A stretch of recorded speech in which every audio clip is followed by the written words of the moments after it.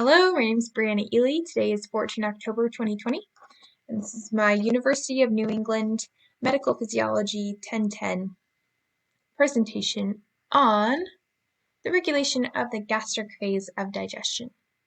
Let's dive in. So, the digestive system. It consists of the mouth, esophagus, stomach, liver, pancreas, small intestine, large intestine, rectum, and anus. The functions of the digestive system are to absorb, secrete, digest, and move nutrients and waste through the body. And the digestive system is a complicated system. It uses tissues, chemicals, and timing, and that's what allows our bodies to maximize absorption and digestion from everything we ingest.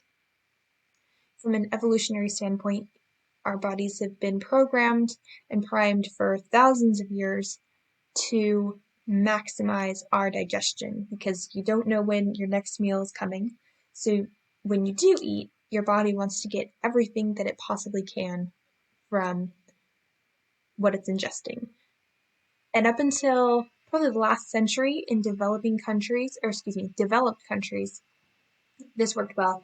But now for especially our developed country, obesity is a problem because our diets are so rich in fat and glucose, but our digestive system is still maximizing everything, but we don't have the output for the energy. And so we have obesity rates sky high. So phases of digestion. There are 3 different phases of digestion, being the cephalic, gastric, and intestinal phase. And this presentation is going to focus on the gastric phase. This takes place in the stomach, as you can guess, and it's triggered by 2 ways. Either a long reflex is generated via the vagus nerve, which is part of the parasympathetic nervous system, or a short reflex is generated as a result of food entering the stomach, distension of the stomach, and that's part of the enteric nervous system. So the stomach has 3 main functions: to store food, digest food, and defend the body. And for the defense, it's through the acidic conditions of the stomach secretions, and it's meant to kill invading bacteria and other microbes. But how does our body control and contain that vat of acid that is our stomach without destroying the stomach lining and the organ itself? We'll answer that to come. The gastric phase relies on a group of chemicals to get the ball rolling. And because the digestive system is programmed to always reach maximum absorption and digestion, like we said, there are many feedback loops that keep the powerful acids and enzymes from digesting the stomach itself. So in the coming slides, we're going to discuss secretion, digestion, absorption, and motility in the stomach. So secretion. Secretions are going to come from gastric glands that are deep within gastric pits that line the rugae of the stomach. Gastrin is a hormone that promotes acid release. It's the main header of the secretions. Gastric acid is also hydrochloric acid. It's promoted by gastrin. And what it does is it releases and activates enzymes that digest protein. The stomach is the main source of protein digestion because of these enzymes and the acidic conditions. It takes these intense acidic conditions and enzymes to break down those disulfide bonds and denature the proteins and break those peptide bonds. Gastric acid is also going to kill bacteria and other microbes, like we said, and it inactivates amylase. Pepsin is an enzyme that digests proteins. Gastric lipase is an enzyme that digests fat. Histamine is going to stimulate acid secretion. Intrinsic factor is a protein that aids in the absorption of vitamin B12. And somatostatin is our chemical negative feedback signal. It's triggered by gastric acid, and it decreases gastrin, histamine, and pepsinogen secretion. So we're going to use this diagram here. This is a gastric gland, a gastric pit, along the gastric mucosa of the stomach. There you can see the rugae.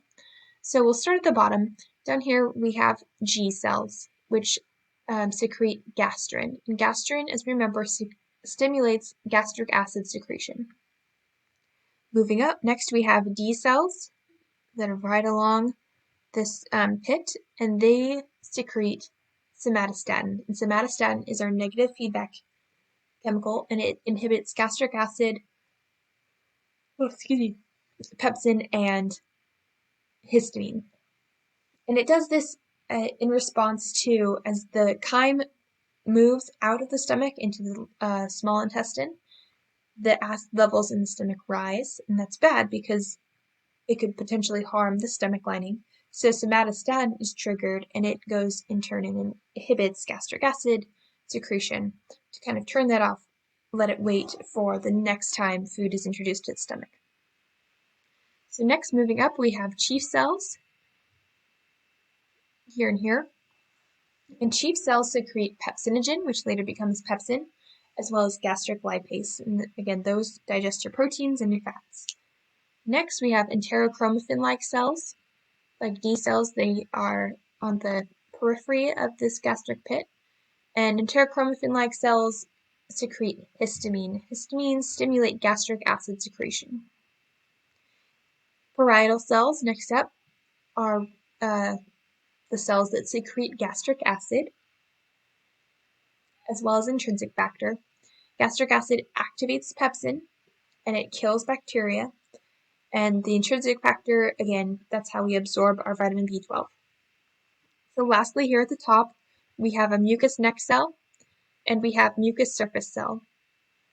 And these, like their name indicates, secrete mucus, as well as bicarb. And these two things function as a barrier between the stomach lining and the stomach juices. Mucus is going to act as a physical barrier between the lumen and the epithelium, and the bicarbonate is going to act as a chemical buffer, preventing the gastric acid, wreaking any havoc on the epithelium. So absorption. The stomach doesn't do a lot of the absorbing.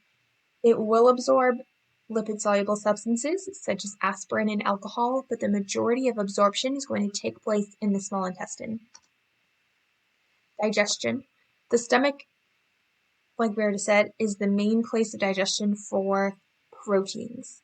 Proteins need low pH, so acidic conditions, for those enzymes to be activated.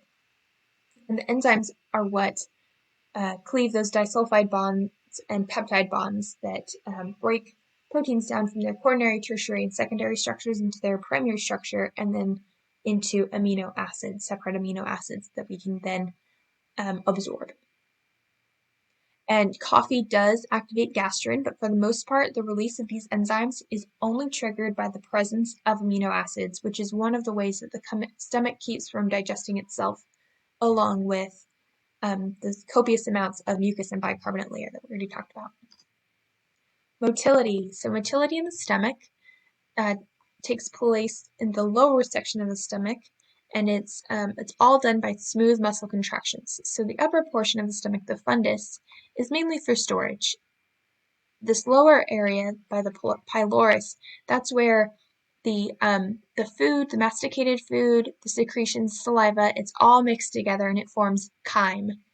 And then as the stomach churns, it slowly, after it's mixed and homogenized the chyme, it will slowly release some chyme into the small intestine just a little bit at a time at a constant rate. And this allows the small intestine to maximize absorption and digestion as it goes. So, a case study.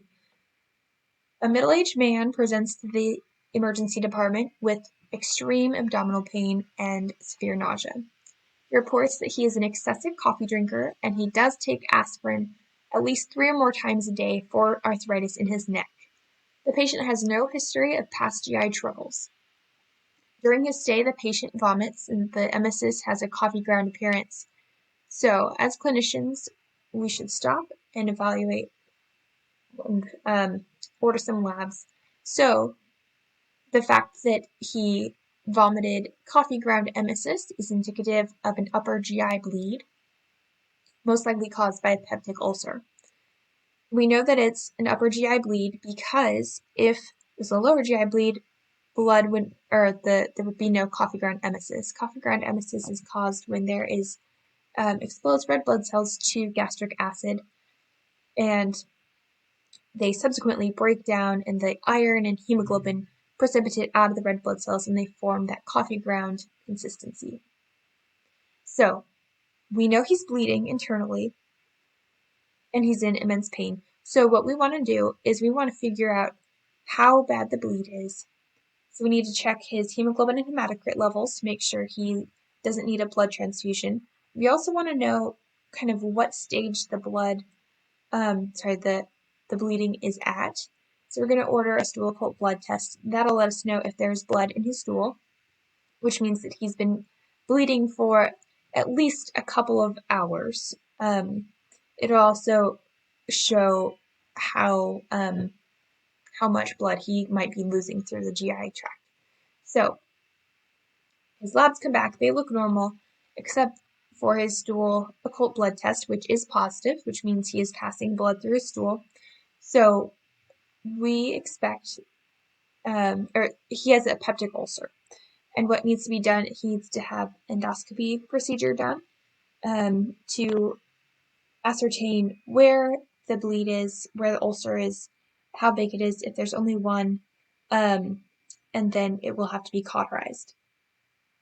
And a peptic ulcer is a result of the mucus and bicarbonate protective layer of the stomach being worn away by, in this case, most likely his coffee drinking, which will increase gastrin, as well as his doses of aspirin. The salicylic acid in aspirin will wear away that mucus bicarb layer as well. So those two things combined probably contributed to this peptic ulcer. So going forward, what treatment he will need, like I said, he'll have to be cauterized, and then he'll most likely be fine. But then as we discharge him, we want to make sure that we address his coffee intake and aspirin intake so that these aren't reoccurring problems that he's going to come back with in a few weeks, months, years, with more peptic ulcers. We want to decrease both his coffee and aspirin intake. Maybe he'll have to take a different pain reliever, but non-NSAID, because that disrupts the mucus layer of the stomach and causes some inflammation. So here are my references, and that concludes my presentation. Thank you very much.